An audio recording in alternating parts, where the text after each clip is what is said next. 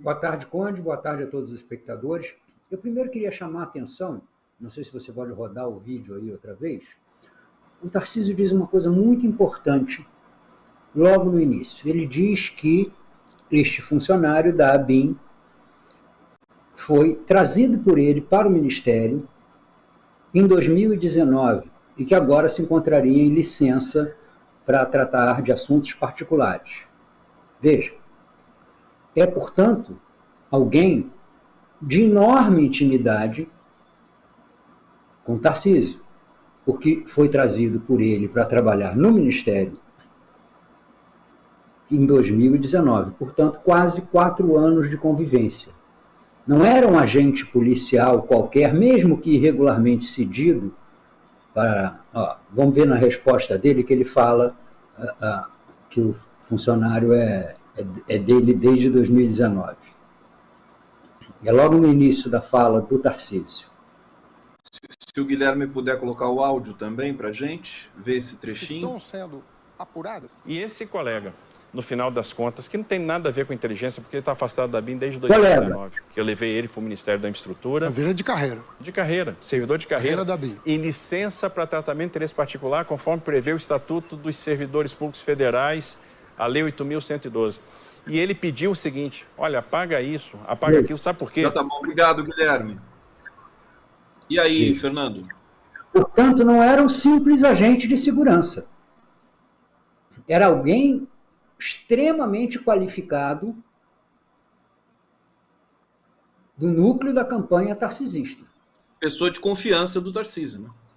Não era um PM de folga ali que fez besteira, se precipitou, era alguém cuja capacidade como agente de inteligência e, portanto, agente operacional na área de segurança era grande junto a Tarcísio, senão ele não teria tirado um funcionário da ABIN, que não é fácil tirar um funcionário da ABIN, não é comum funcionários da ABIN, da Polícia Federal, funcionários dessa área de carreira serem cedidos para ministérios, até porque suas atribuições são muito específicas.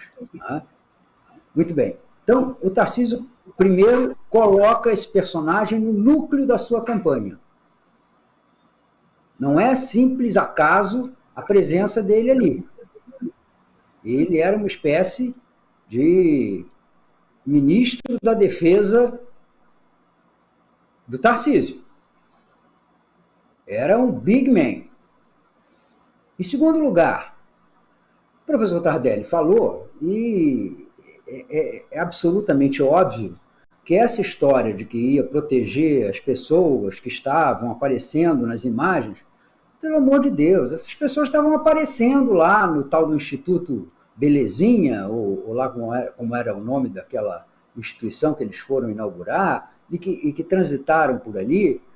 Ora, também não cola.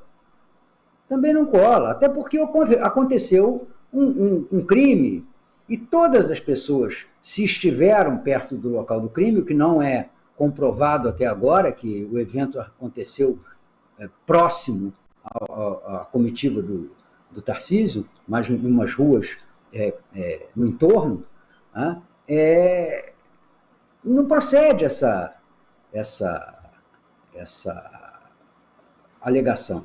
Se o documento poderia servir para esclarecer a dinâmica dos fatos naquele local e dar a impressão, o funcionário do Tarcísio que fez a ordem, deu a ordem para o cinegrafista apagar as imagens, deveria ter dito: olha, fulano, cuidado aí com essas imagens, porque possivelmente a polícia vai requerê-las como prova.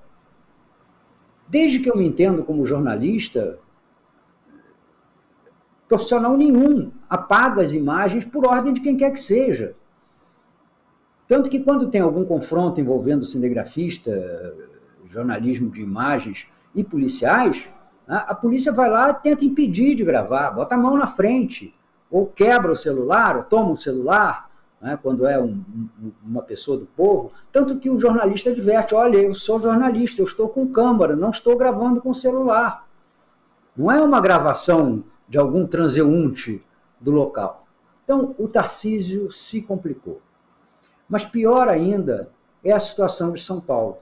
E aí eu peço licença para tratar, não como o Tarcísio sendo um forasteiro, porque eu acho isso uma bobagem, né?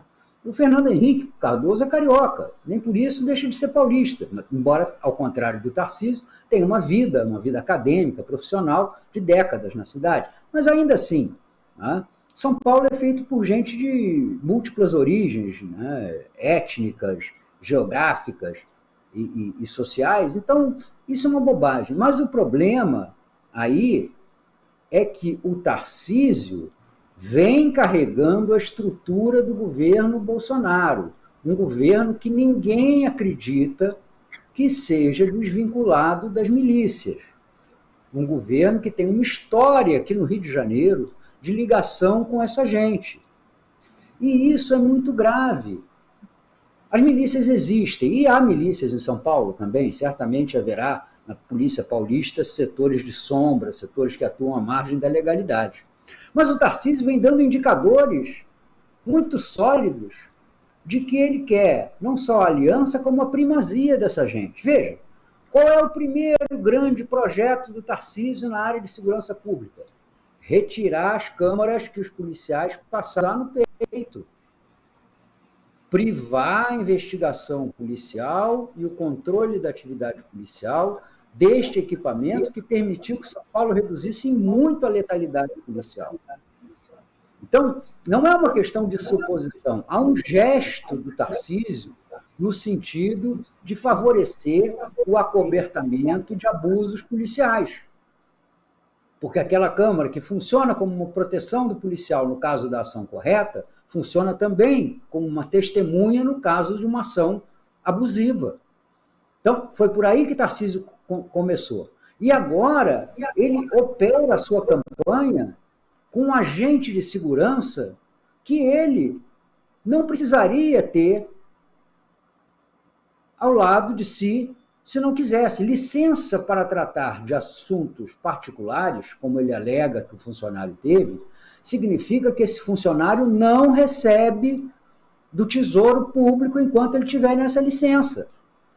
Portanto, ele é um funcionário que, a menos que seja um bom samaritano, e parece que não é, né, da campanha tarcisista, ele é um funcionário contratado, que gera uma despesa. E o Tarcísio poderia perfeitamente, dentro da lei, ter pedido a proteção de agentes policiais do Estado de São Paulo e certamente lhe seria concedido. Não há a menor dúvida.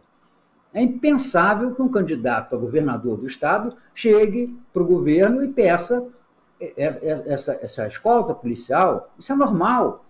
Seria concedido sem nenhum problema. Não, mas ele tinha um cara especial, de alta intimidade com ele, de convívio de 4 anos, para exercer esse papel, de ser o general Heleno da campanha dele.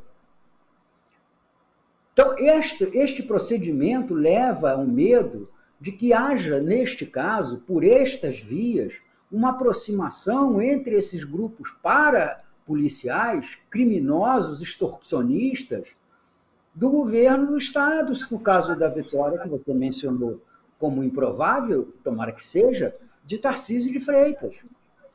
Veja, aqui no Rio nós vivemos essa experiência.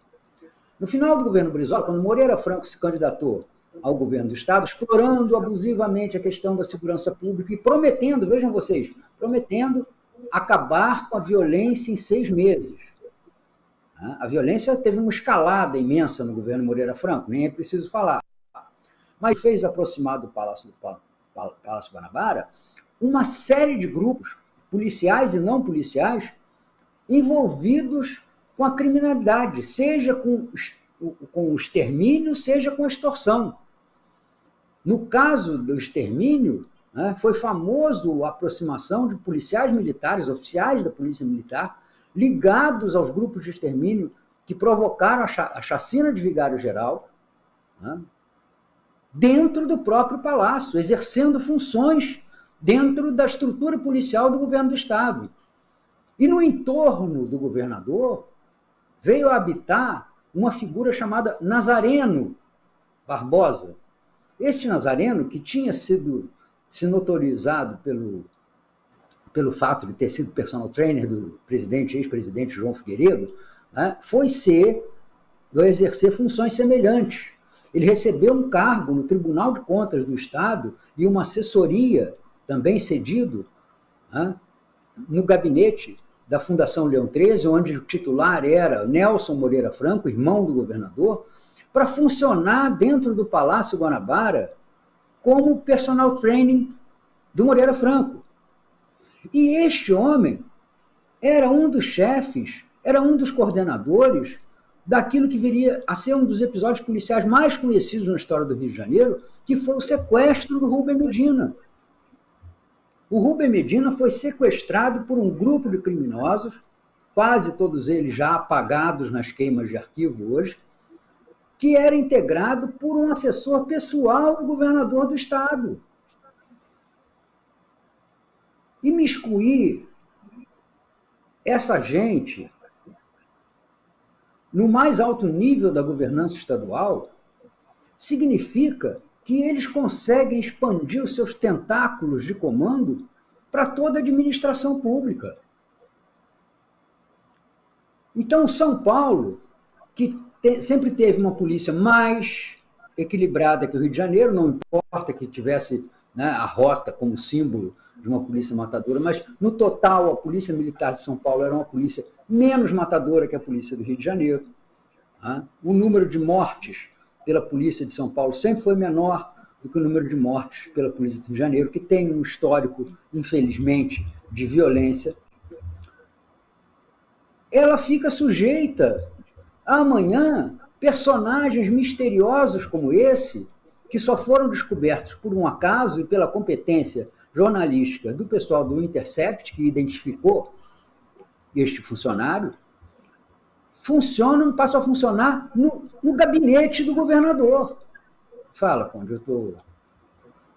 Eu só estou esperando você concluir, porque senão eu não vou nem conseguir fazer uma pergunta. Vamos lá, mas eu queria lembrar aos paulistas, aos paulistanos e paulistas, deste precedente que tem o Rio de Janeiro em matéria de promiscuidade entre elementos, né, para policiais, porque esse agente da ABIN não é um policial, ele não tem funções policiais, ele não tem jurisdição para exercer funções de segurança, e eu duvido que o Estatuto da ABIN permita que os seus funcionários, mesmo de licença ou folga, possam exercer essas funções de segurança.